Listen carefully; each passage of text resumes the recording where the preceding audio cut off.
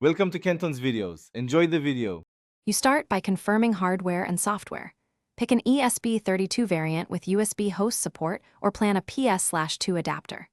Once done, install Arduino IDE or ESP-IDF and add the USB host or PS/2 driver libraries so the code can talk to the keyboard.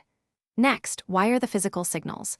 For USB host, route VBus, D+D, and GND with correct 3V level shifting. For PS/2, feed clock and data into spare GPIO.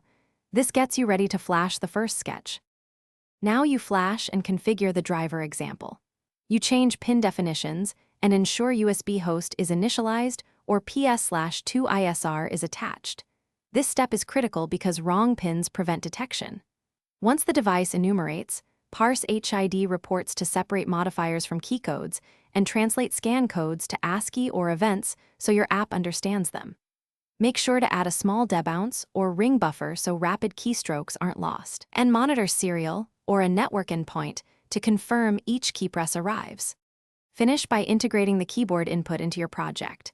Map keys for the locale, implement combos, and expose events over serial, BLE, or Wi-Fi. Make sure the power supply can source VBus current and test with several keyboards and cable lengths to catch marginal connections. If things go wrong, start troubleshooting.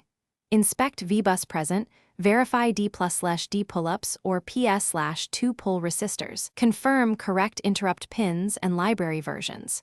If the device doesn't enumerate, swap cables and try a known good keyboard to isolate the fault.